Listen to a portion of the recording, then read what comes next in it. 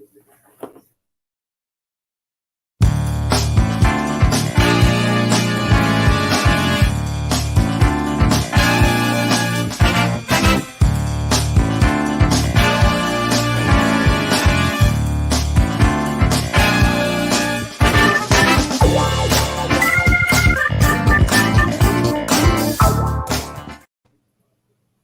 morning. This is Adolph Mongo.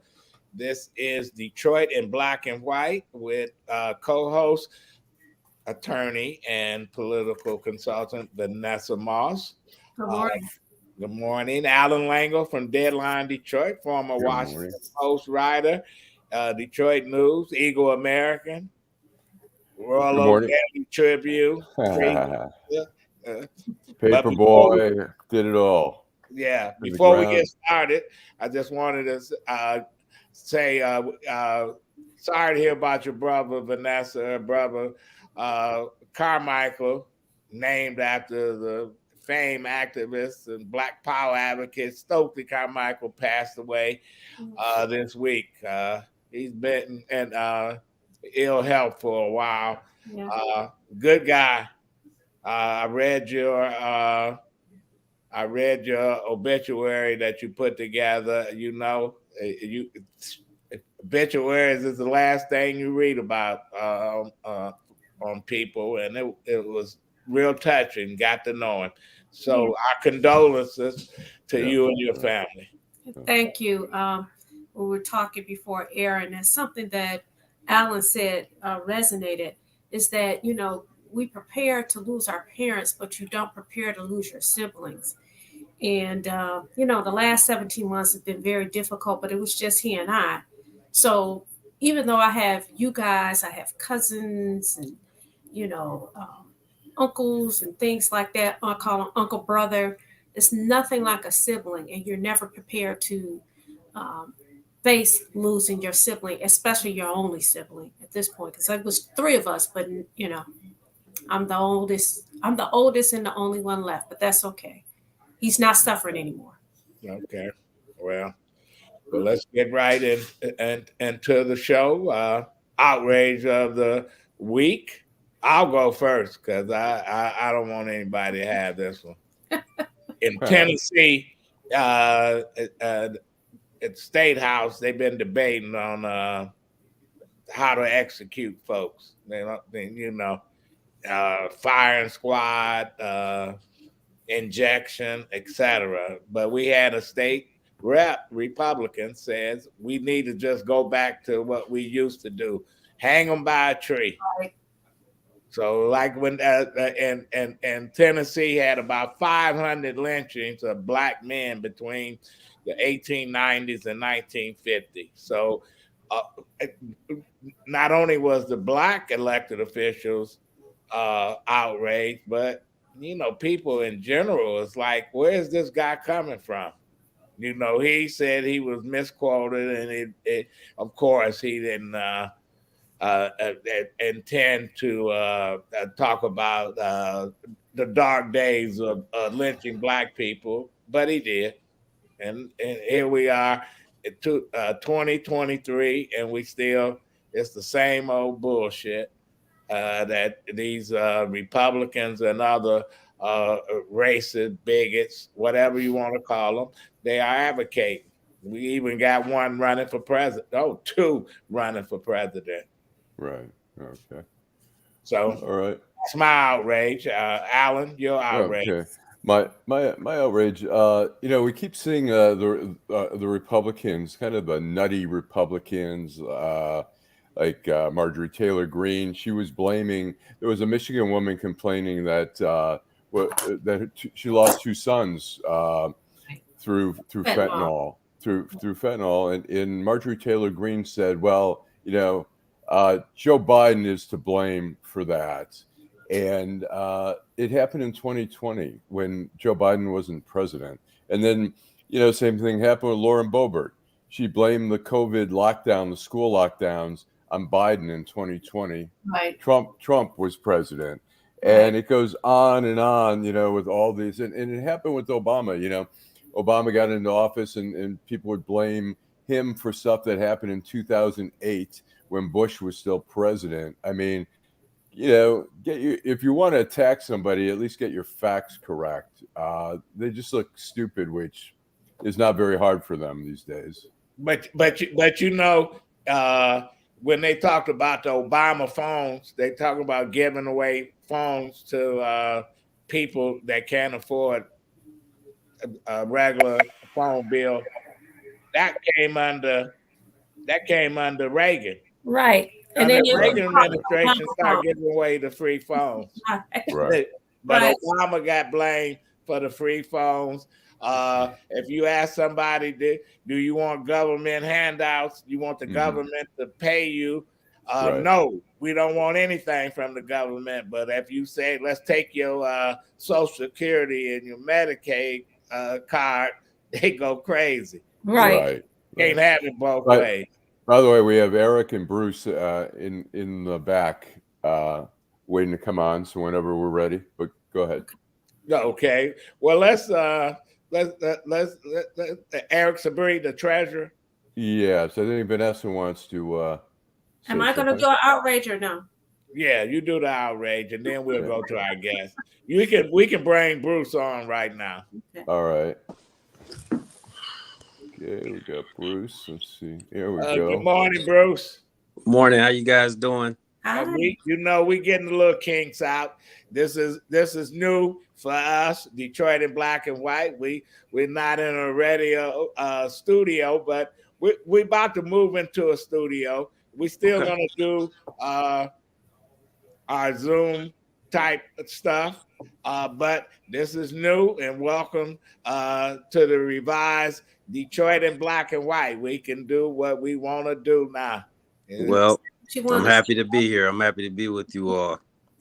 Good. I'm gonna go to Vanessa and we'll do the outrage. Okay, so I had two outrages. One is I'm outraged for the people who remained without power through last week, and those who now are out of power. You know, the new people that are out of power for the storm that we had yesterday. My outrage is that DTE, who made $1.2 million and has you're going up in prices as of March 1st. You know, our bills are going to go up higher. The rate is going up a little bit higher on March the 1st, that you had the unmitigated gall to say we're going to give you $35, and then you have to prove and apply for $35. Now, that is outrageous. And what about the people who have been out? I've had a couple of clients who could not even appear in court because they were still without power from last week. You mean to tell me some of these people don't even have money to go to hotels or other they've been sleeping in their car. Yeah. How the hell can you explain and make it seem okay to give people $35? That is outrageous. Yeah. That is my outrage. My other outrage, I was listening to I listened to a lot of news outlets, but NPR, and in Idaho, the abortion ban. So the abortion ban, these doctors, even with the exceptions, these doctors can still be charged with a felony, but they have to assert an affirmative defense as soon as they're charged in order to maybe overcome having a felony conviction and going to prison. If that is not outrageous, I don't know what is. And as you say, Adolph, these are the things that we're dealing with. It's crazy. I was going to say, DTE keeps saying, I mean, the answer in a lot of these instances is to put the power lines underground, and they keep saying it's too expensive. And now I think they're finally saying, yeah, maybe we're going to, take a look at it. But, we can't keep, I mean, how many times are people out of, it's a frequent thing. And I mean, we have, weather. If I can just interject for 1 second. First, Vanessa, to your point, if there's anyone still without power that you represent or have contact with, I would love to have their information. Okay. We have a direct line in contact to DTE. Of course, it's a corporation and it's not a city department. Right. However, it is an entity that we correspond with very frequently, for a number of reasons. And so if there's someone who still has a DTE issue, we're more than happy to troubleshoot that for them. That's literally what we do. So if you can just text over, Vanessa, their information to me, I'll make sure that someone gets in contact with them today, and we'll get their power restored. Did you get a lot of calls from city residents, Bruce? About there were some calls that came in for sure, and certainly, I mean, just people I knew. You know, I had family, so I was out of town last week, and fortunately for me, I missed it, and my power didn't go out. But my father, he lost power. My sister, I mean, number of friends and family. So a lot of people were affected. Fortunately enough, my house was empty because I was traveling, and my father was able to stay here. So yeah, there were a lot of people affected, and the deputy ombudsman, Miss Bernard, Gail Bernard, she handles all of that, and I know she was busy as far as routing, you know, some DTE concerns. But like I said, Vanessa, most importantly, we want to make sure those people have their power restored. If I can, my outrage. Go ahead. You may have talked about it last week, but I still think it's worth talking about. And it is the chemical waste from Palestine, Ohio, that was brought here to Michigan. Now, if you're not familiar geographically, Palestine is close bordering Illinois. Right. And then if you go eastward, you got West Virginia right there. How they thought to come to Romulus, Michigan, to dispose of that waste, by the way, which this president and this administration in the White House is doing a horrible job of servicing the citizens down there in Ohio. But don't bring the waste here. And then when it gets here, no one knows nothing. Oh, we didn't know this was happening. And I'm gonna take it a step further. The head of the energy department is our former governor. Not the EPA who made the call, but she's the head of the energy department for the United States government. But she's our former governor. Right. So there's no way that chemical waste should have been brought here to Michigan, Wayne County, i.e. Romulus. Right. Extremely disappointed and outraged about that. And well, you know, our former governor said during her last term, she was going to blow us away. So she's still blowing the state of Michigan away with her policies. I don't know how she finagled her way into the administration. That was a bad hire. But he made several bad hires. Pete over at the transportation, vice president. I can name it. You know, Grandpa. He's doing his thing. We're gonna take a break. We're gonna come back. I guess Eric Brown, and we're gonna continue. We've got Eric Sabree. Eric Sabree. Okay. Yep. We've got Eric coming, so we'll do a commercial, and then we'll bring the treasurer on, and we'll talk about. All right. I'm Wayne County Treasurer Eric Sabree. There are payment plans available to help save your property. Visit our website at treasurer.waynecounty.com or email us at taxinfo@waynecounty.com for further information. We're here to help. Okay, and with that, we bring him on. Good morning. Good morning. Treasurer, how you doing? Good morning. Doing well. How you doing?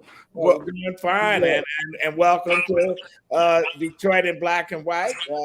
We're doing our podcast now, and it's great to have you on and to be able to see you. Congratulations on the podcast. Well, thank you. I'm happy to be with you. You've been a great supporter of the show. Also, you've been the wealth of information that come out of your office helps a lot of people in Wayne County. What's happening these days in Wayne? Well, we have a deadline of March 31st for people to get out of tax foreclosure, and the deadline is March 31st. That's not my deadline; it's the state deadline. It's for all treasurers in the state of Michigan, March 31st is when foreclosure takes place. If you don't pay your 2020 property taxes or prior year taxes, or you're not in a payment agreement, then your property will be get foreclosed. And that's what we're working really hard now to let people know that there's funds available. And I'll talk about a couple of these funds. One is the Michigan Homeowner Assistance Fund. This is a fund that is it's federal money, so it means that your tax dollars are available through the state of Michigan to help you pay not only your taxes, back taxes from 2019, 20, 21, and 22.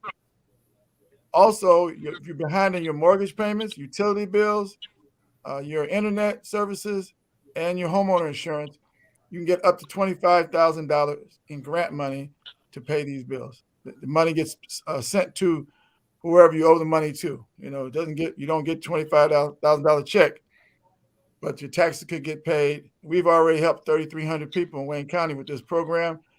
Spent about $12 million so far to get the back taxes paid. Now, how do you qualify? Well, you have to be within 150% of the area median income, which is about $92,000 a year for a family of two in Wayne County. You have to suffer some type of hardship because of COVID.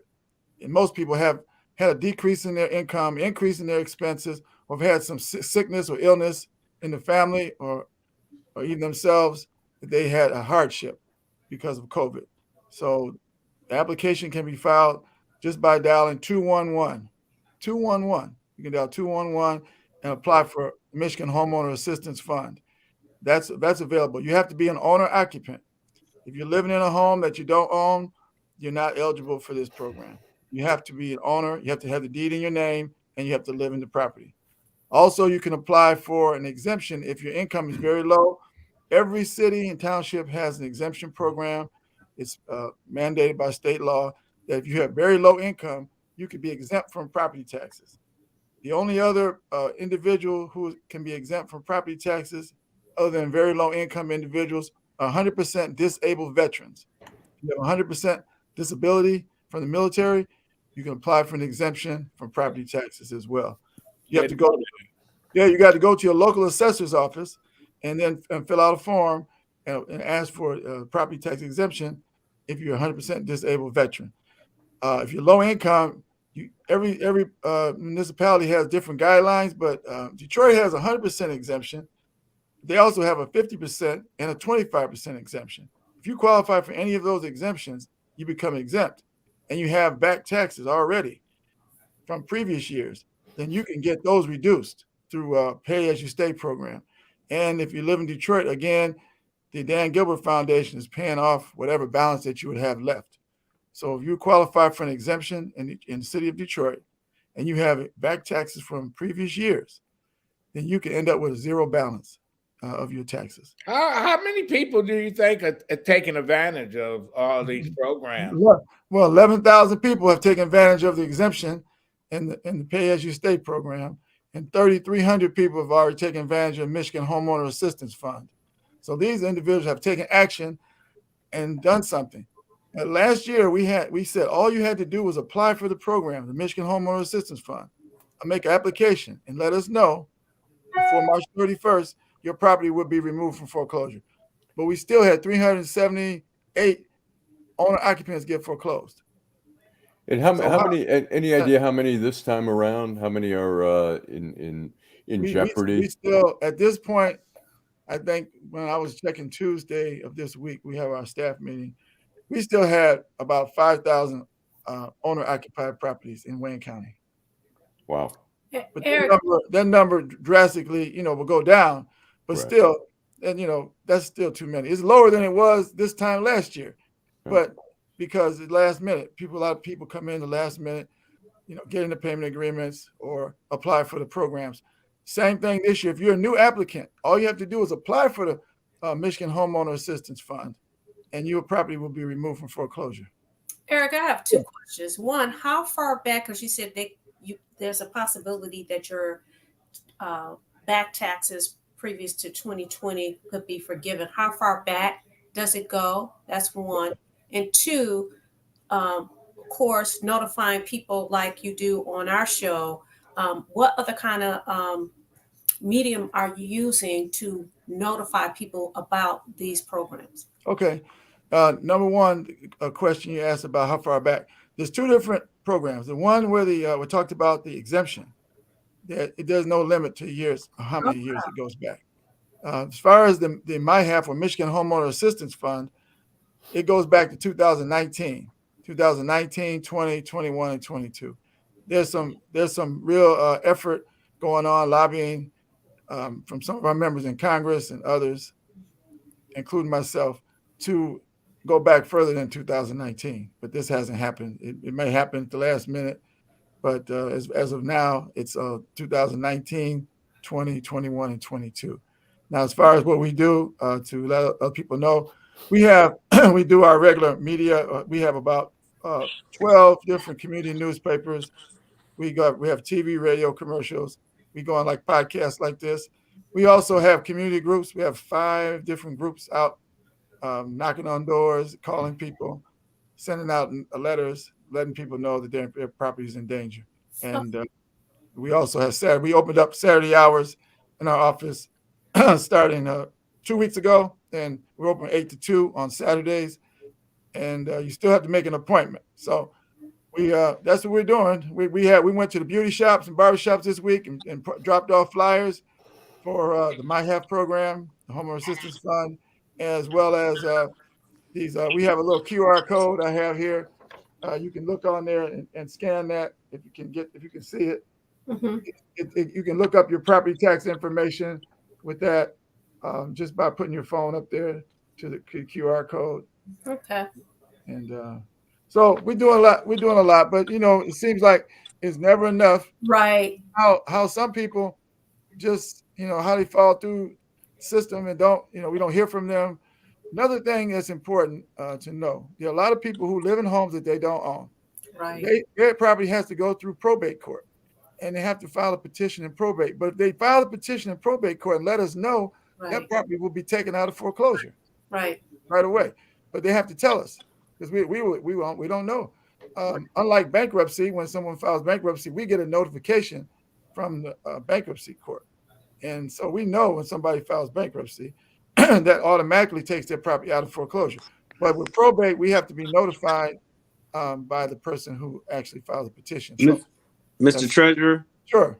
Bruce Simpson, City Ombudsman. Quick question on that point.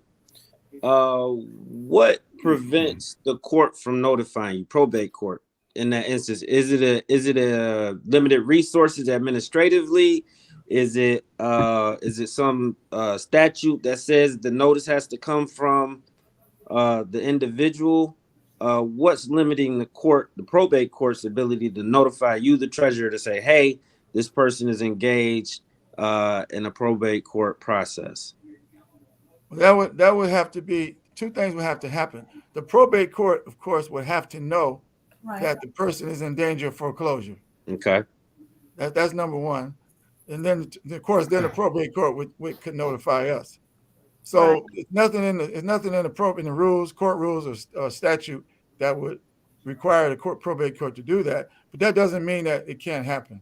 And let me say this, because I do practice probate as well, that usually the circumstances like this, as if you have retained an attorney, we automatically know that we need to notify the treasurer's office that this property is in probate. That is when it's in court, we notify. Okay. And that's usually what happens. People do notify us. Most people do. But we had a couple of cases where family members, like grandchildren or children, didn't know. They thought that by filing a probate petition, it automatically took the property out of foreclosure. Yeah, those were impropers. Those were people that were represented by counsel. Exactly. Yeah, they improper. They went in, filed their own petition, and they thought after they did that, everything was fine. Right. Now, someone asked, who is the county equalizer? Not sure what that question is, but would you know? You're talking about, it's a Scott. Let's see, what is his last name? He's the assessment equalization director. Yes, first name is Scott. Okay. And I have to look it up. Yeah, look up his last Okay. name. Now, even after, say somebody's property in foreclosure, isn't there a way to still get some money out of your property? Yes. What happens? The law changed in 2020. The Supreme Court had a case go before it, which was a Raffaelli versus Oakland County. The case was happened because Oakland County foreclosed on someone for $8.30 or something like that. And what they did, they sold it for over $30,000. Wow. So the person, the former taxpayer says, "Look, the state, the government, the county stole my equity that I had in the property. I owed them $8 and whatever interest it was, and then they sold it, got their taxes, but they didn't. We shouldn't be able to keep all that money." So it went all the way to the Supreme Court, Michigan Supreme Court, and this court ruled in favor of Mr. Raffaelli and said that you have to give up the equity. You have to give what they call excess proceeds to individuals and there's a process for getting that money. And here's what it is. If you lose your property foreclosure, you have between April 1st and July 1st. The statute was amended, and it's 211.78T, Section T, which says that you have between April 1st and July 1st to fill out a form, which is on our website. It's a very simple form. I say it's simple, but maybe it's not simple, but it's pretty simple to me. They just fill out the form and you send it in to our office between April 1st and July 1st. We sent out postcards last year to 3,700 owners of property who got foreclosed, vacant lot owners, abandoned house owners, owner occupants, landlords. And we got back 275 forms of people claiming an interest in the excess proceeds. So here's what happens. I'll give you an example. It's the best way to describe it. If you lose your property for $5,000 and it sells in the auction for $40,000, now the difference is $35,000. So the Treasurer's Office get to keep the $5,000 in taxes that was owed. We get to keep a 5% commission, which the statute gives to the Treasurer's Office. And we get to keep the expenses of the foreclosure process and the auction itself. So in this example, just say we got $2,000 for the commission, $2,000 for the expenses. So now it's up to $9,000. Let's make it $10,000 to make it even. So now that person will be eligible to receive $30,000. After the auction, we have to send the state a report of all the properties that were sold and what the so they can get their money back. It's a process though. They have to file a petition in circuit court between February 1st and May 15th to say, because the judge will have to decide if there's any other people out there who claim an interest. It could be a mortgage company or construction company had a lien or something on the property. So they have to decide, is anybody else out there has an interest? If nobody else has an interest, then that money goes right to the former taxpayer. Okay. We're gonna take a quick break and we're gonna come back and continue the conversation with Eric Sabree, Wayne County Treasurer. All righty. Let me get to the commercial. Homeownership opportunities are rising in the city of Detroit, and there's a house out there that's right for you and your family. You don't even have to worry about credit or getting a loan. You can win a house for as little as $1,000 and pay for the renovation cost as you go. It all starts at buildingdetroit.org and the Detroit Land Bank Authority. Our auction and Own It Now programs offer a variety of houses and neighborhoods all over the city of Detroit. These homes are in desperate need of repair and new ownership. You can begin by going to our interactive map and detailed property listings to find the right fit for you. It won't be easy, and renovation costs are not cheap, but our compliance team is there every step of the way. We will help you track your progress and connect you with local discounts to save you more money. We have already sold more than 15,000 homes in the city of Detroit, and our inventory is shrinking fast, so you don't want to miss out on this wonderful opportunity. Start your home buying journey today by visiting buildingdetroit.org. Okay, we back. All right. Eric, let Go me ahead. real quick. Karen has a question. She says a ball of confusion on purpose. Is there a way that people can just come in and say, look, I don't know where to begin. I don't know how this, what kind of guidance can they get? We can give them the form. We can give them the form and show them how to fill it out. It's also on our website. So it's if the people are confused about the form, they can come in and we'll help them, show them how to fill it out. Okay. And that's what we can do. You would think you sent out 3,000 notices of foreclosure property that you get more than 200 people saying, okay, I want some of it. I want some of my money. Right. Well, Mr. Treasurer, we actually assisted someone in our office through Mr. Cavalli, who basically walked us through it, how that process works and what it looks like. You are correct. It is pretty simple. Yeah, it's some people have already this year have already conceded that they're not going to pay the taxes and they're going to lose their property. They've already sent us forms in already for this year. So, wow. Well, you know. Crazy. What? So I know your time is tight, Mr. Treasurer.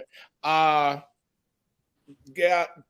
How do they get in contact with the treasurer's office? The numbers, websites, etc. I'll give you information. It's the three ways to reach us is the website is the best because there's a lot of information there, and also helps you to set up appointments, which you have to do to come in.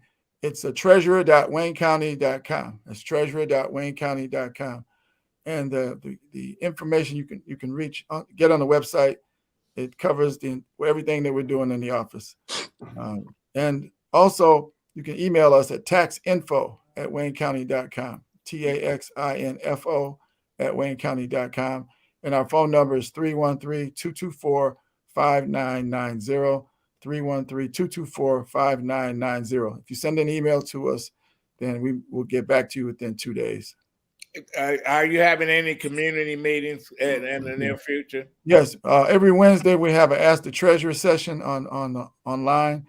It's on our website. The link is on the website. It's usually we do it once a month on Wednesdays, but on third Wednesday. But we're doing it every Wednesday throughout March. And it's 6 o'clock to 8 o'clock. We answer questions, and also we have people putting information in the chat so that they can access the options, different ways that they can save their property. Okay.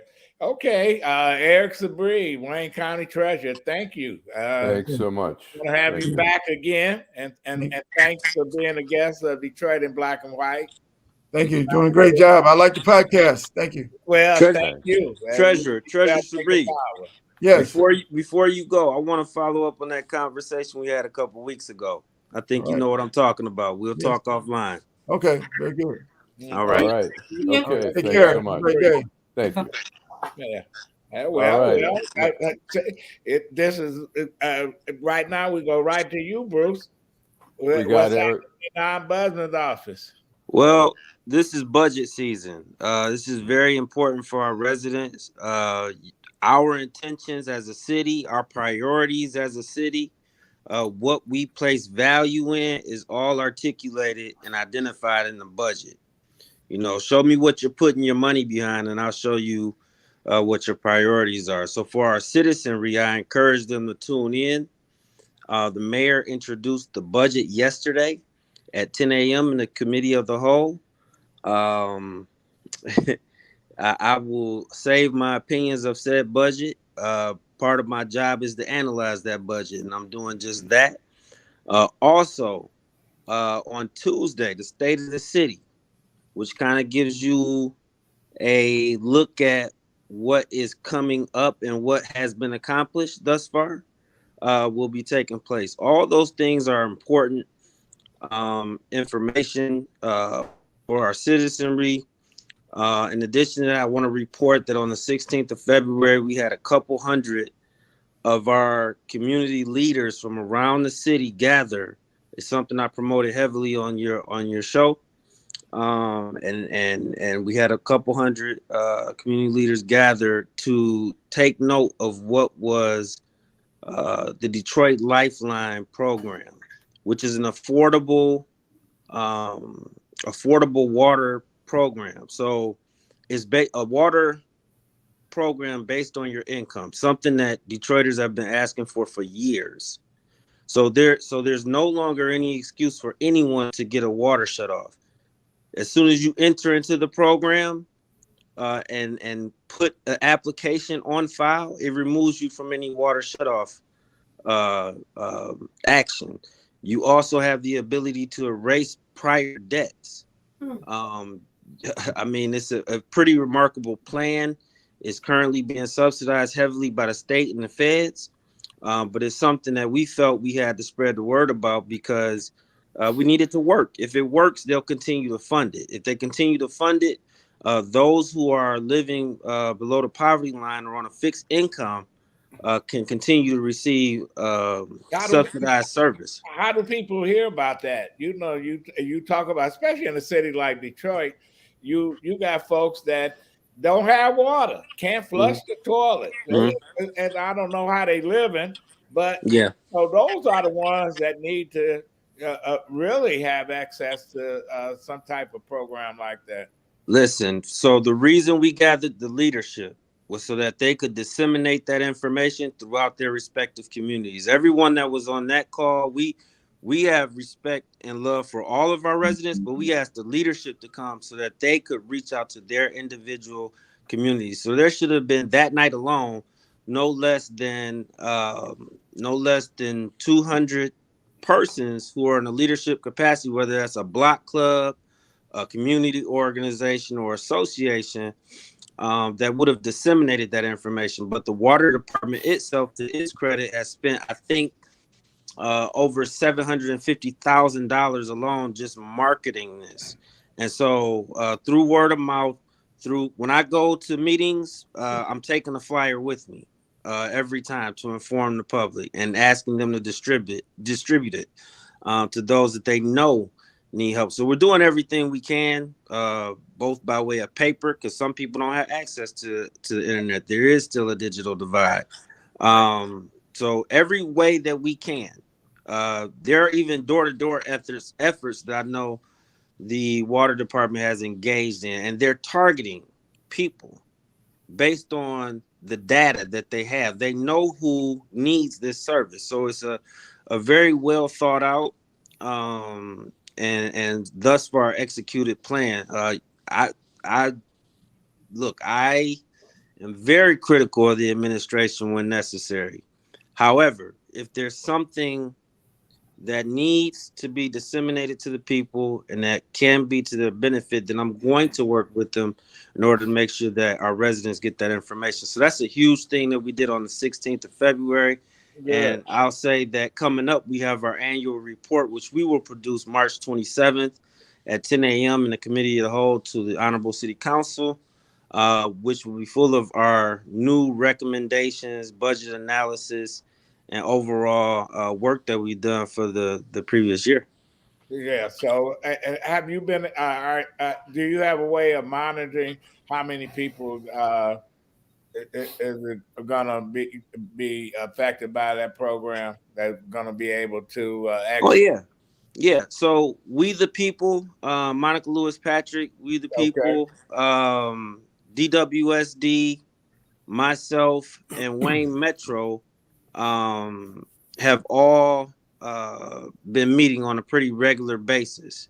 And Wayne Metro has been gracious enough to share the metrics and their data with us to show us how many people have filed, how many people have been accepted, how many people didn't qualify because of income. They don't qualify for that plan. There's a 10%, 30%, 50% program that they may be eligible for. So all of that information is provided to us on a pretty regular basis by Wayne Metro, the actual applicant taker. So for anyone listening, if you know someone that needs that program, the best way, in my opinion, is to file online.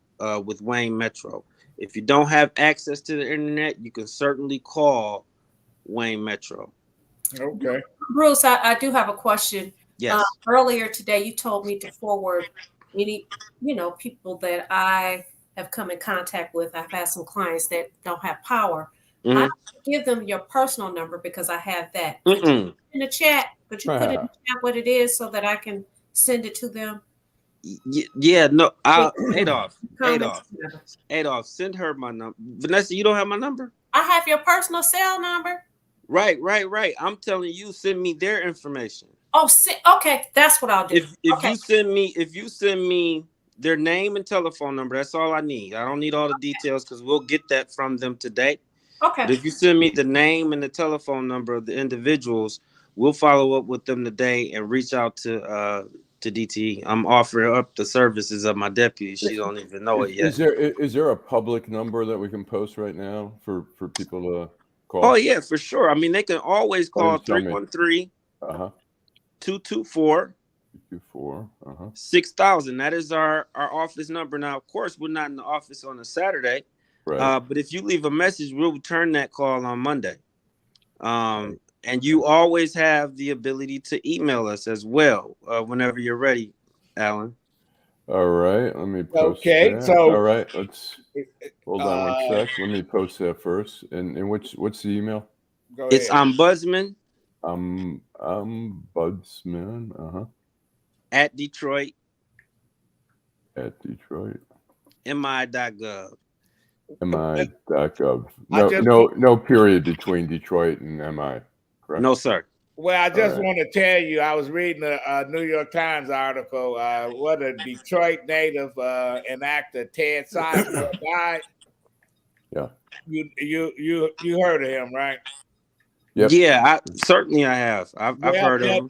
But this is interesting in his obituary that they said his mother worked for the Detroit Ombudsman, retired from there. What? Yeah. Yeah. So that had to be under that had to be Forrest Green or Marie Fell Donaldson. Yeah. I'm guessing. So I saw that. Said that his father was a professor, college professor, but his mother worked for the city ombudsman office. Listen, people ask, what is the ombudsman? That fraternal order is small. There have only been 5 of us.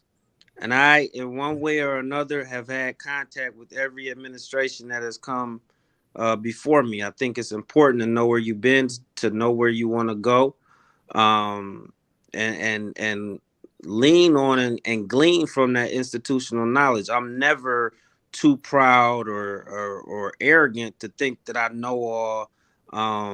Some of the issues that I've run into certainly have been run into before. Well, I think the ombudsman office has been a great help to the people of Detroit. We're gonna take a quick break and we're gonna wrap it up when we come back with Bruce Simpson, the Detroit Ombudsman. This is Detroit in black and white with Nearly 30,000 vacant lots all over the city of Detroit are for sale right now. That's right. Nearly 30,000 vacant lots are available now, starting at just $100. The lot next to your house or the lot down the street. Make it yours today in just a few simple clicks. Find out if it is available by visiting buildingdetroit.org. At the Detroit Land Bank Authority, side lots are just $100 and neighborhood lots sell for $250. You can apply and pay online today by visiting buildingdetroit.org. And if you don't see the lot you're looking for, call our offices. Our phone number is 313-974-6869. Again, that is 313-974-6869. We have already sold more than 21,000 vacant lots to Detroit homeowners. Make today your turn by visiting buildingdetroit.org. Okay, we're going to say we're here with Vanessa Moss, Allan Lengel, and Bruce Simpson. I'm getting some texts. People are looking for us. They're looking for us. I had to tell them, here we are. You got to go to Facebook. It's on. We have Facebook Detroit in black and white. It's also being broadcast on Deadline Detroit on Facebook, and 2 YouTube channels, Detroit in black and white, and Deadline Detroit, and TikTok and all that other. We're not there yet. We're not on those. Some of the platforms don't allow for streaming like this, but you can go. There is a Facebook page, Detroit in black and white.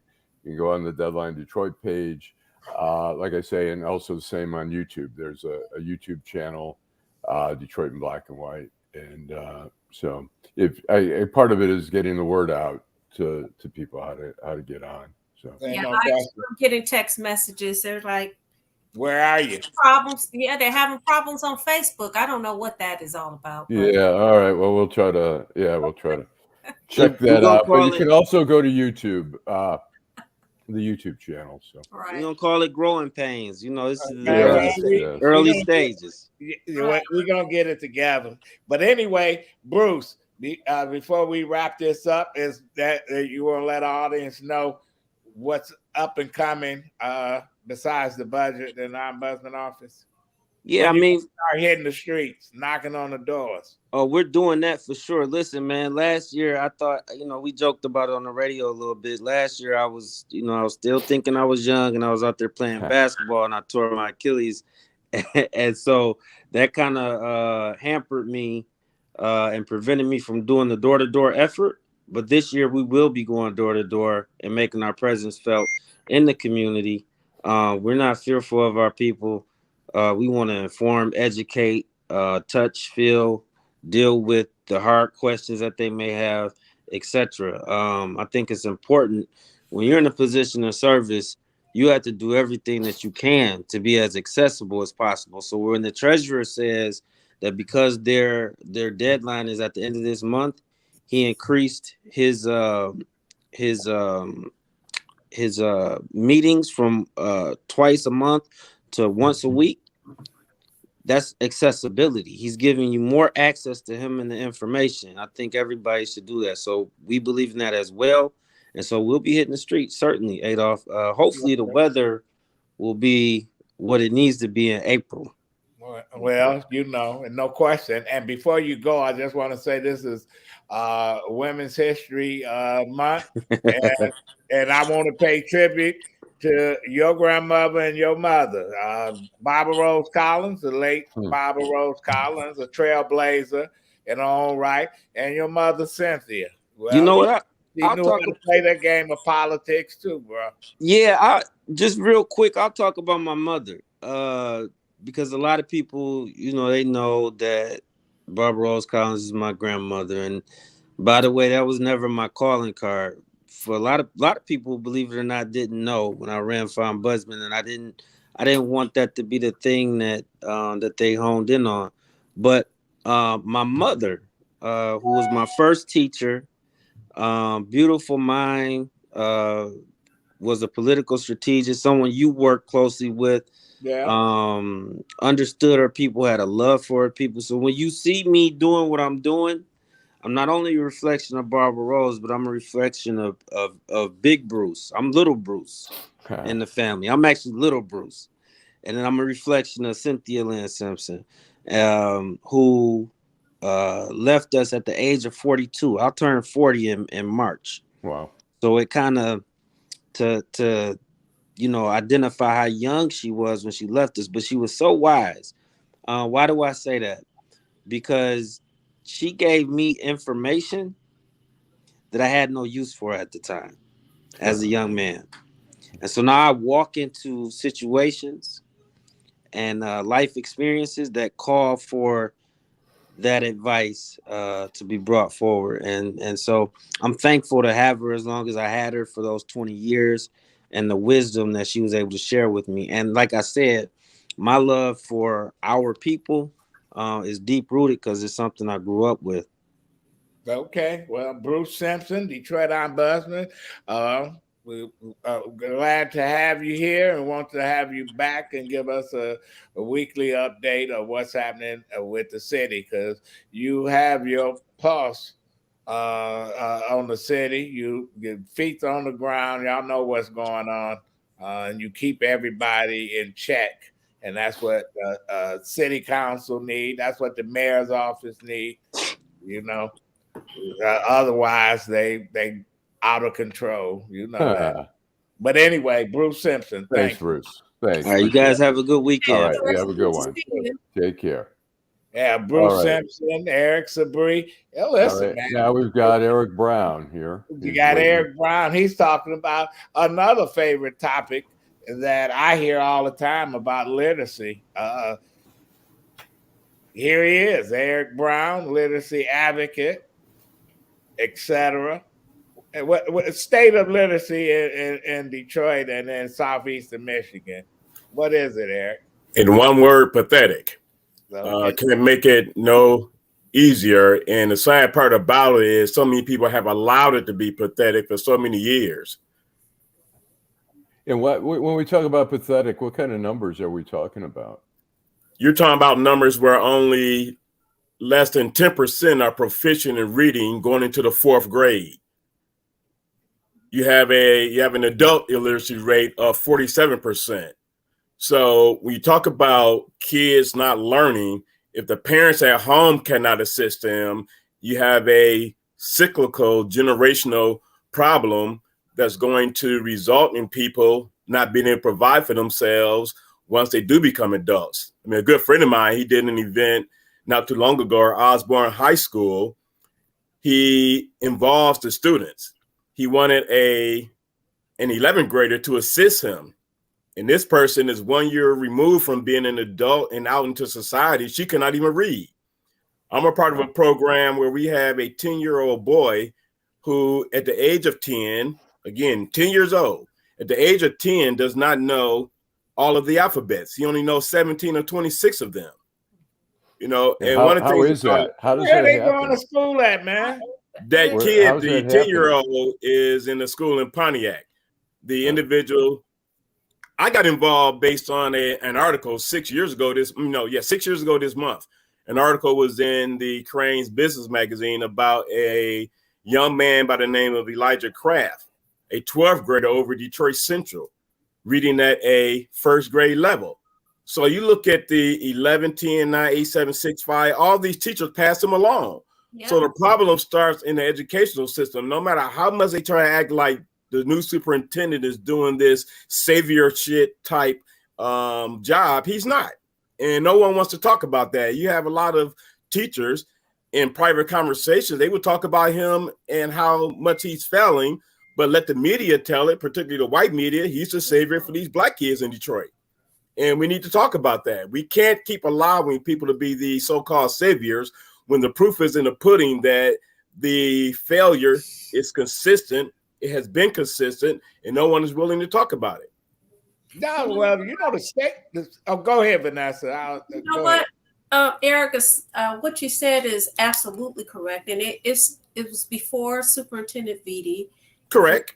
I mean, listen, I was in the public school system late 80s, and I too have a story of a student who was in the 11th grade. I'm not going to name him, but really, really nice young man, and he could not read. It was very obvious that he could not read. And I was teaching history. And I'll never forget when I submitted grades, I was told that I had too many students that were not pivoting forward. And basically, you need to reassess your grades. Well, this young man, very nice, ended up getting a job with the federal government. Because he knew somebody who was able to pull him in. Unfortunately, he could not keep his job because they found out that he was illiterate. So I'm talking about the late 80s. It is terrible. The school system has failed. You're absolutely correct, Eric. They don't want to talk about it.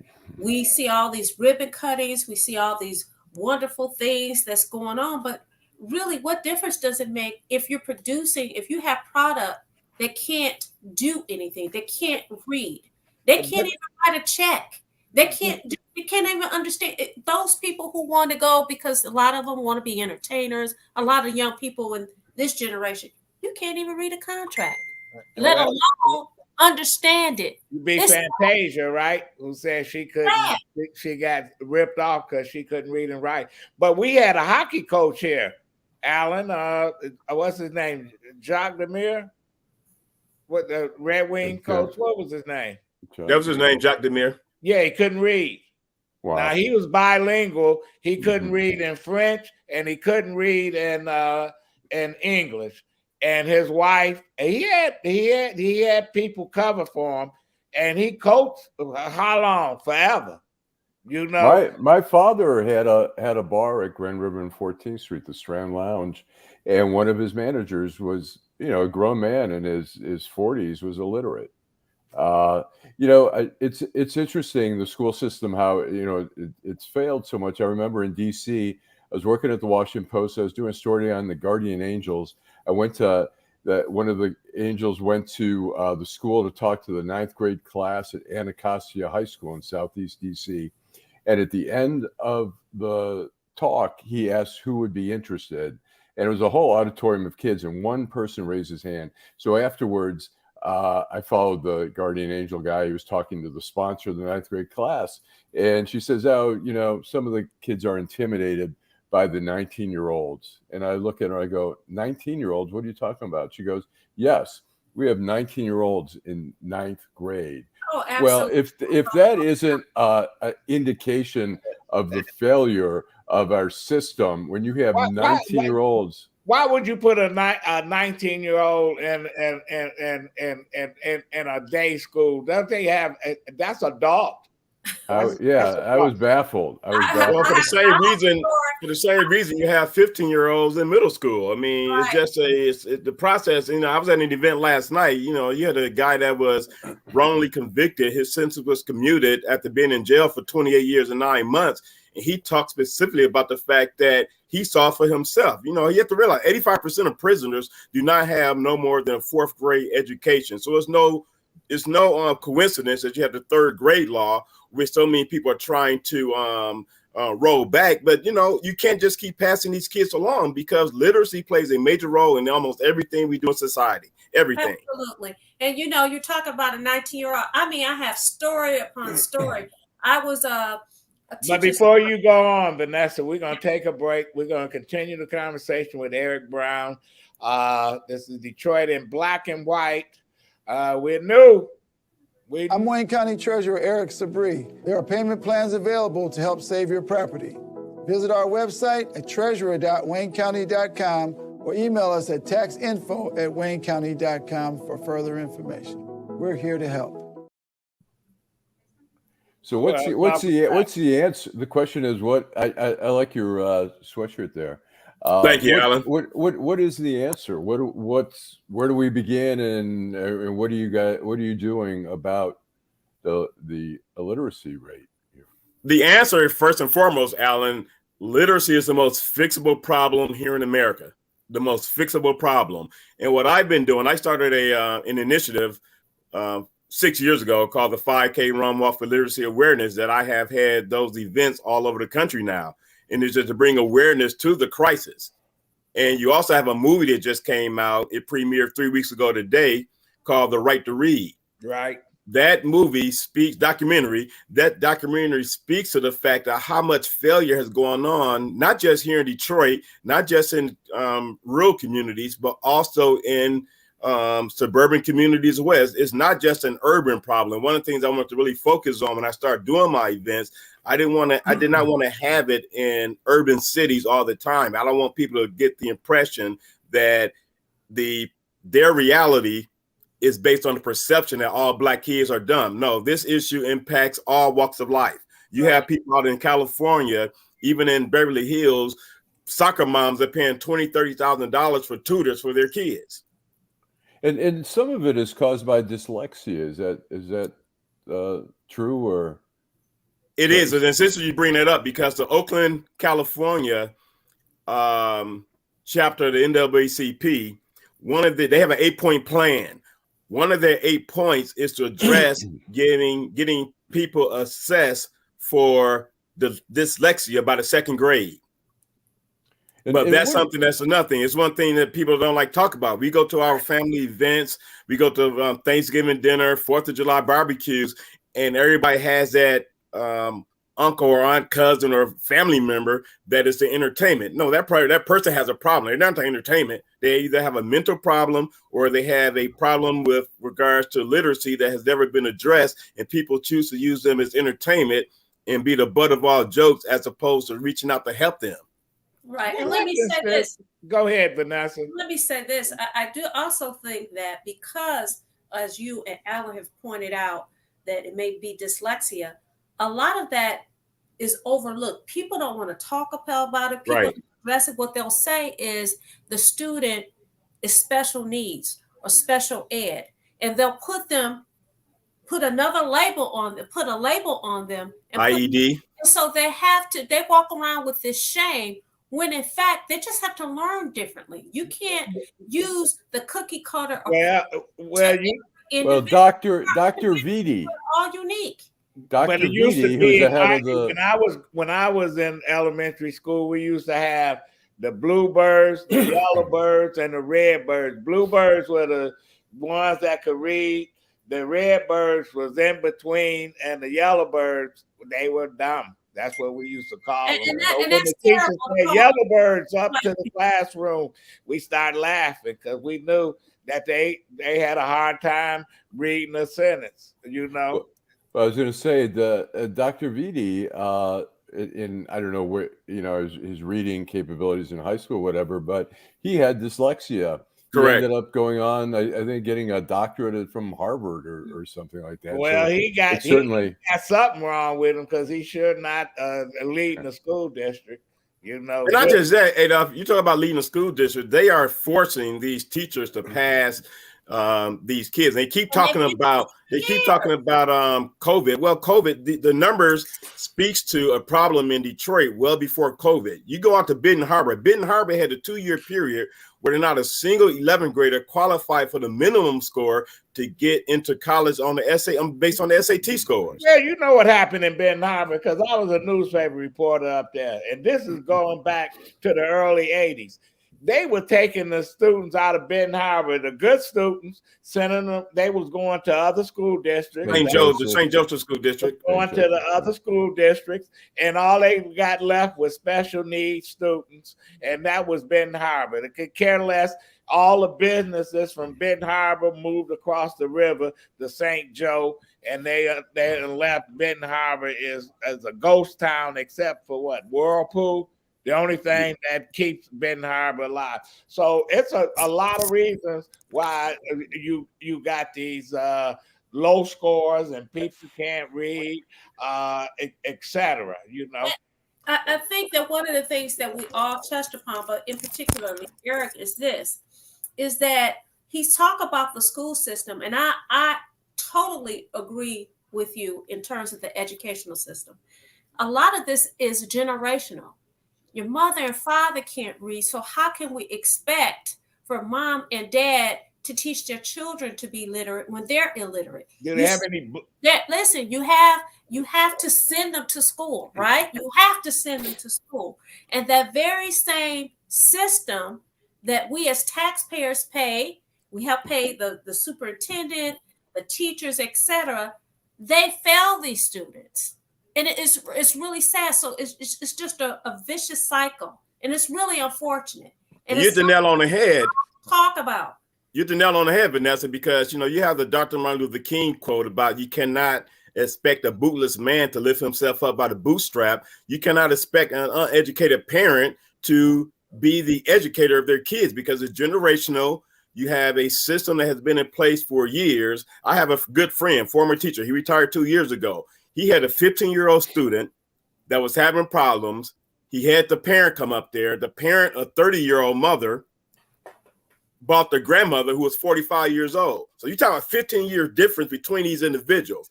He got so fed up that he told the parent, and he probably went beyond where he should have gone beyond. But he said, I understand why your daughter is so damn dumb. She get it from home. because you had a 30-year-old mom and a 40-year-old, 45-year-old grandmother that just kept blaming the school district as opposed to looking at themselves in the mirror. Well, you should be able to have a class where you bring in parents that can't read. Or you know what? There's places that donate books, and you can ride around the city and ride around Metro Detroit, and you can borrow books. You could there's the libraries, especially in Detroit now. How many libraries are still open? Well, libraries ain't the problem, Adolph. The one thing that people do not do is rob a library. Libraries are full of books. You got book nooks all over the city. Those book nooks stay full because people are not taking advantage of getting free books to learn how to read. It's like this saying, and you go back to slavery. Frederick Douglass, who was one of the greatest orators known to man, taught himself how to read. We have to do better. We cannot keep allowing a system that we're doing worse. Black kids are the worst at the bottom of the totem pole. Asians, Hispanics, Middle Easterners here in the metropolitan Detroit area, English is their second language. They are all doing better in the classroom than Black kids. Well, the other part of this, though, is this. You just talked about the example of the 45-year-old grandmother and the 30-year-old mother. The badge of shame. Nobody wants to say, I can't read. So they walk around with the shroud of secrecy that they are illiterate. And so we have to start making people feel like, it's not okay to be illiterate, but it's okay to get help. It's I don't get a driver's license. Okay. Listen, I know people all the time. I mean, people drive all the time with no license now. They buy cars and don't have a license. They don't have to. The bottom line is that we gotta. This problem is like a disease. Somebody gonna have to find a cure for it. Well, what do we do? What is everyone out here who's listening? What can they do to contribute, or where can people go to get help? Well, they can contribute, Allan, there are numerous. One of the things I have done with my 5K walks, I invite literacy programs out to be vendors at these walks because you meet people where they are at. That gives people opportunity to get rid of the shame and talk to someone one-on-one, and they can find out what facilities are available, what opportunities are available for them. You have SOAR Detroit, you have Beyond Basics, you have Brilliant Detroit. Detroit Public Schools has 2 literacy, adult literacy programs, one on the east side, one on the west side. The Detroit Public Main Library had to shut down their adult literacy program because of underutilization. You also have the Harris Literacy Project on the campus of Wayne State University that provides assistance for adults. How do they get information is out there. How do they get in touch with you, Eric? The easiest way to get in touch with me, you can email me at 5, the number 5, the letter K, the number 4 at literacy. The number 4 literacy at gmail.com. That's the easiest way to get in touch with me. And any information I can provide to people, I get it out to them. Again, the number 5K4 literacy at gmail.com. I've been doing work with a lot of literacy organizations. My event last year in Detroit was on the campus of Wayne State University, co-sponsored by one of my sponsors was Beyond Basics, whose event I went to last night. But we also have to quit blaming and saying what's not happening for us. It makes no sense that the accessibility to get a book is out there for everyone. And we could talk all we want about systemic racism and all that, but at the end of the day, people got to take a look in the mirror and make that change on their own. You got to be like Abby Hoffman, say, steal this book. He wrote the book, and he said, if you can't buy it, steal it. You got to do something. Give that number, get that email again. Yeah. 5K4 literacy at gmail.com. The number 4? Yeah, the number 4. For literacy spelled out at gmail.com.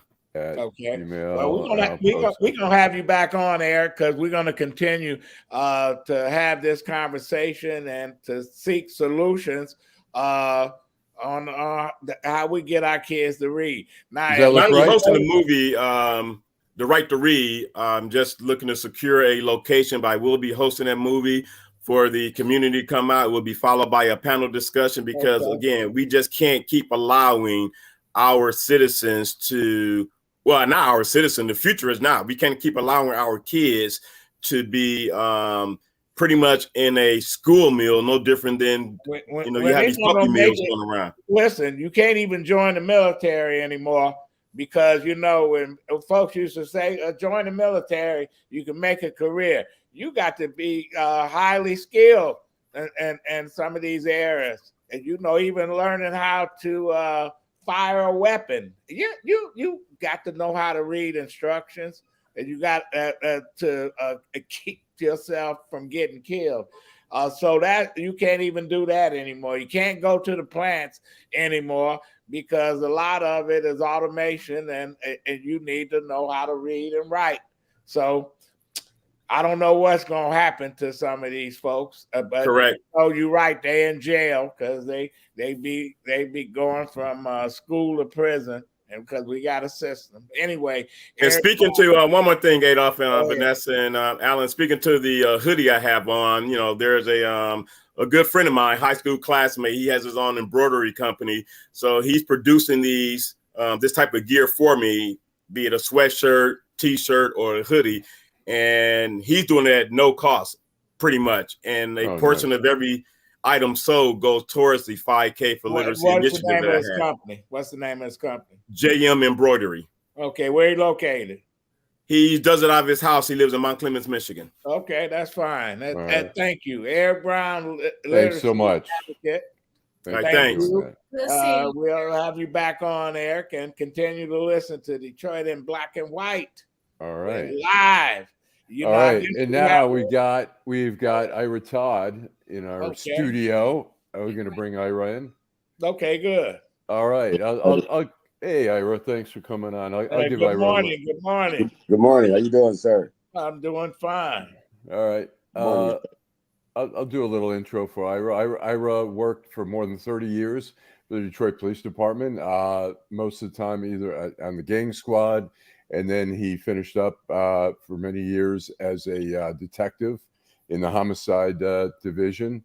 Ira also has been a consultant for movies like Beverly Hills Cops, the TV show Low Winter Sun, Detroit 187 on ABC. And he also was actually part of a reality show on Stars TV called Wrong Man, where they investigated people who were wrongfully imprisoned and got them new trials. So before we go, we take a quick break and then we come back uninterrupted with Ira Todd. Okay. Homeownership opportunities are rising in the city of Detroit, and there's a house out there that's right for you and your family. You don't even have to worry about credit or getting a loan. You can win a house for as little as $1,000 and pay for the renovation cost as you go. It all starts at buildingdetroit.org and the Detroit Land Bank Authority. Our auction and Own It Now programs offer a variety of houses and neighborhoods all over the city of Detroit.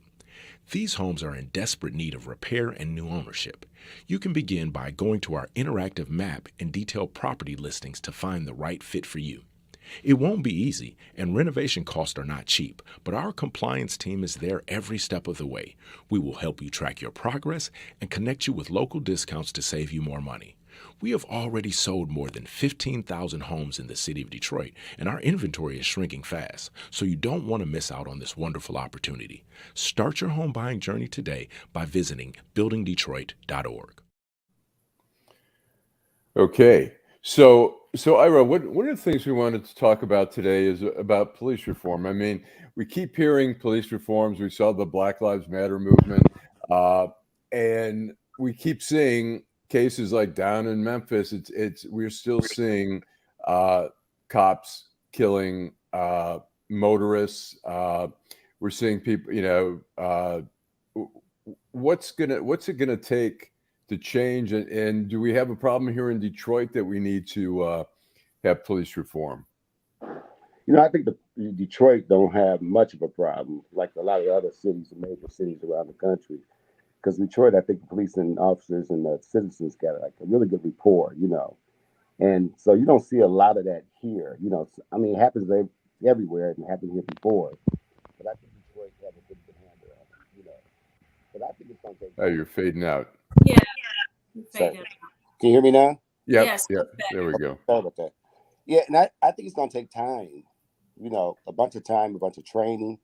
You know, we're going to need some national police reform. You know, on the use of force, things like that. We need to educate cops more, and we need to talk about cops' mental health, and we need to talk about citizens' reform as well. We need to educate citizens on what they can and cannot do when they're approached by law enforcement, and then we need to teach law enforcement that old style of physical law enforcement is no longer what we use anymore, and people don't tolerate it anymore. There was a time when people wanted you to, you know, kind of rule with an iron fist. And it was acceptable, but it's not acceptable anymore. I think one of the things also that we saw, particularly early on with the Detroit Police Department, is that there were too many white officers who didn't understand the Black community. And so we changed that in some degree. But here we have in Memphis, where there's, you know, the 5 main officers are Black. What's, you know, how do you read that? Is it the Black officers are not relating to? I mean, do they? How do you read that situation? It's a cultural thing. And believe it or not, it's really not about black and white. You might see a lot of you know, that kind of crime perpetrated by white officers because the majority of law enforcement is white. But it's a cultural thing. It's black and white, Hispanic, whatever color we come in. It's the cultural thing. And law enforcement is taught, like I said, to be physical. You know, you're taught to basically have to be able to protect yourself and protect others. So when you get into a physical confrontation, you have to, you know, use force, the appropriate force, but you're supposed to de-escalate that force once you have somebody restrained. And I think with those officers in Memphis, basically, they were put in the specialized unit. It was called, you know, the Scorpion unit. You know, they put these units together. They create these ideals that, hey, you're the baddest and of the baddest. You're supposed to go out there and take the streets back. And what happens is you kind of let these guys go without a lot of supervision. And as long as the numbers are coming down, you know, and nobody's making complaints at the time, you know, it's a free for all. But as soon as somebody get hurt and things happen, you know, like with departments, administrators, and commanders and stuff, they step back. But they're the ones who actually initiate those type of units and don't monitor those units enough to say, hey, look here, guys, I want you to go out there and be aggressive, but you're not to go out there to break laws or hurt anybody or do anything like that. But we are going to take the streets back. But there's a way to take the streets back. And we can educate and communicate with people on how we want to take the streets back and talk to the citizens and ask them how they want the streets taken back as well. But we don't have to take the streets back. Do we need to bring the gang squad back like in full force? Because I remember working for the city, and I rode with the gang squad for a week, and I saw what they could do. And you know, people, the criminals who thought they was badasses, they start crying when the gang squad showed up and start kicking butt. We need something like that. And I think so, something similar to that. But, you know, I think it has to be communicated to officers. And you got to monitor these officers, too. You can say, look here, we want to go out there and take these streets back. But we could take them back by communicating better with these people, you know, going out there, educating these people and saying, hey, look, this is what you can and cannot do. And I think there's got to be a zero tolerance. It's getting to the point now where, you know, if an officer tells somebody to do something, they start, hey, well, why am I doing this? Why am I doing that? I think there's got to be some kind of communication. Say, hey, look here. This is a order. I'm asking you to step out of your vehicle because of X, Y, Z. It's a state law that you have to step out of your vehicle, or you're obstructing some sort of justice. You're obstructing my investigation. If you don't step out of the vehicle, I'm going to arrest you. And I wouldn't say it another time. If the person don't comply, I think officers should arrest them. And the statute says that we can use the necessary force to to make the arrest. So I think people got to be educated on that as well and say, hey, look here, when the officer tell you to step out, you don't step out the vehicle, you're actually breaking a crime. Now, even though you don't think he have the right or justification to tell you to step out the vehicle, it may be some investigatory reason that he can't give you at the moment. You might be one of the suspects that he think that, you know, that he's looking for, or you may be in danger. But people got to understand sometimes officers don't have the time to in Memphis tell you everything. I'm sorry. In Memphis, we saw the guy get stopped. he's like, what did I do wrong? And before you know it, they're ripping him out of the car. They're throwing him on the ground.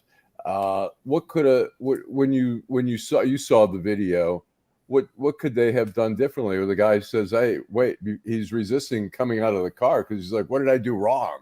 And they're just pulling him out and they just start beating on him. Listen, I'm going to say this. I'm sorry. I agree with you, Ira, that you have to change the culture. And in changing the culture, certainly employing a group that's called the gang squad is not part of changing the culture. The word gang is negativity within itself. The way that officers communicate with people in the community has to change. I'm a defense attorney, okay? I want to know why you're stopping me, sir. And I can ask you that question. Yes, I agree with that.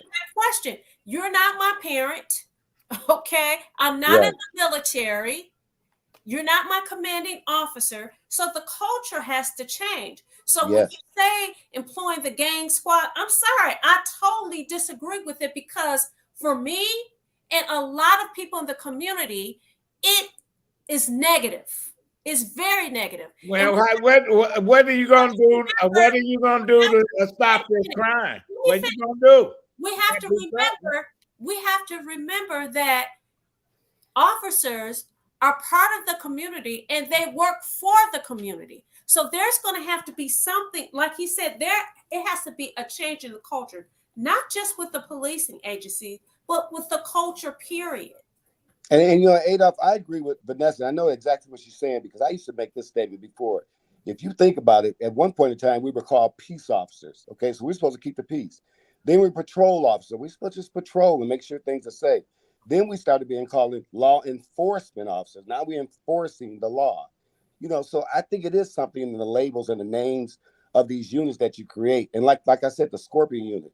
But you can have a reactive unit out there, like she's saying, without saying the gang squad or some negative label to go along with it. And, you know, and that's what I'm saying. We need to educate law enforcement and communicate with these people and say, hey, look here, everything's changing. There's a shift in paradigm in law enforcement now. We have to communicate better. We have to communicate with the citizens. And I agree with Vanessa when she says she has the right to ask that question. But what I'm saying about in terms of citizens, we have to answer that question too. But once we answer that question, we say, okay, now because there's some movement in the car, we have furtive gesture, we have some probable cause to believe this, would you step out of the vehicle? And you say, no, well, I'm ordering you out of the vehicle. A lot of people have to understand that order is a valid order, you know, after we disclose what we stopped you for and everything else. But there can't be a whole lot of back and forth, because I'm telling you, that's when things escalate. Absolutely. And then officers who are burnt out, overworked, you know, trained poorly, come into the era where it's excuse my French, but kick ass and take name era, and it's everybody's being photographed and filmed and things like that, and people are saying, what the hell is going on? It's been going on forever. It's been going on for the history of police department. It's like there's a blue curtain up there that says you do one thing in public, but behind closed doors, they say go out there, kick ass, and take names. We have to start taking responsibility and say, hey, wait a minute, that don't work anymore. Now, well, let me ask you. Physical, but we have to say that kind of thing don't work anymore, and we have to be honest about what we used to do in the past and say, wait a minute, maybe that's why some of these people that we were whooping their behinds when they were 17 and 18 and 20, even though they may have been gang members or criminals, whatever like that, but now they're adults and they're like, wait a minute, I don't want my kids treated like that. I don't want my young adults treated like that. So I think things have changed. I've changed over the years. After 40 years of law enforcement, I came through the era where, hey, you talk smart to me, you get smacked in the mouth. But as I grew up in law enforcement, I learned, and especially like I always give the story when I grabbed a 16-year-old and I smacked him. And he was a little gang member, tough little guy. But after I smacked this guy, and I had a 16-year-old at the time, I saw my son. And I realized this guy ain't nothing but a kid trying to act tough. And my whole attitude changed. So I wish somebody would tell me, hey, look here, guys, this is not the way to do it. You know, and we did change things. The law enforcement is constantly reforming. People talk about law enforcement reform all the time, but law enforcement is constantly reforming. And this is what we have to do, is talk about the things that's done wrong so we can correct those problems, you know, in every aspect of it. So I think this communicating like this is the best thing that we need to do. Yeah. All right, I have a question. When you were on the gang squad, it seems, did the gang squad become just another gang in the city? Maybe a good guy gang, but a gang nonetheless that was out there, taking on the rival gangs who were the bad guys that you saw. But did you guys sort of become a gang unto itself? You better believe it. Back in the day, when Coleman Young would say, "Take the gloves off," or when Mayor Archer would say, "Take the gloves off," or when any of these chiefs and with police would say, "Time to take the gloves off," we were charged with going out there taking the streets. Yes, we were charged with going out there. Things started happening where you would get a group of guys. So you got to understand this. You are a 2-man unit, sometimes a 3-man unit, sometimes a 4-man unit. And you work individually out there in different areas. And some of those guys are just like anything else. You're going to have a corrupt unit. So the whole gang squad wasn't somebody just go out there and arbitrarily start whooping up people and abusing their authority and things like that. You may have had maybe a handful, a percentage of guys that would do that. But you would see it coming. You would see the complaints coming. You would see the guys that would get the complaints for like nonsense. Most of the guys that's out there selling drugs and shooting at you, when you catch them and you used to smack them up a little bit and arrest them and don't lie on them and, confiscate their gun and don't kill them, things like that. Guys would tell the truth and say, "Hey, this guy didn't abuse me." But a lot of those guys start abusing just the average Joe, or, the average Joe give him a hard look or something like that. And we have to monitor those kind of things. So, wait a minute, this guy's getting in trouble. Why is he getting in trouble? Oh, he's working long hours. He's going to court. He's got family problems at home. Nobody's looking at him. Nobody's watching him saying, "Hey, this guy got a problem. This guy is drinking more. He's doing this." And now he's coming out here and he's doing some things that make the whole unit look bad. But when we put police in this one little group, it's not fair. It's a small group of individuals that make it bad for everybody. Yeah, well, Allan, we come to the close.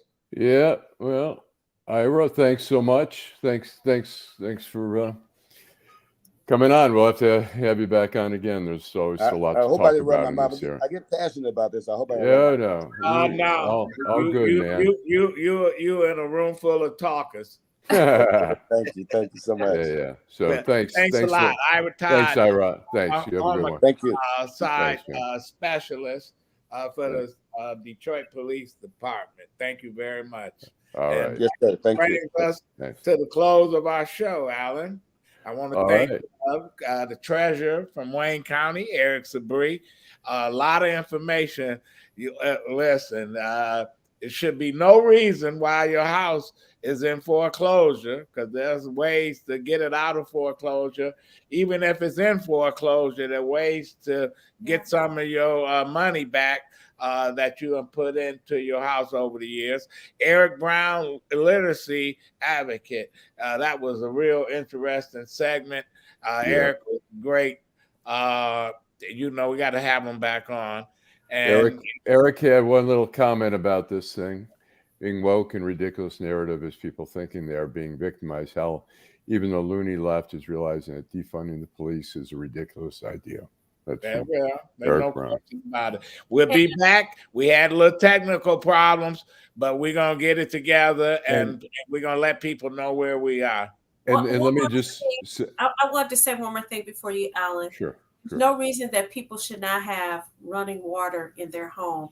The ombudsman was on there. So Bruce Simpson. People can save their homes and stay in their homes, and people can continue to have running water. This is very important information. And can read a book about it. That's why they don't know about all this. Go ahead, Allan. Right. I was going to say that for those of you who might have come in the middle of the show or missed it altogether, you have friends who missed it altogether, you can go on. It will be on the Facebook.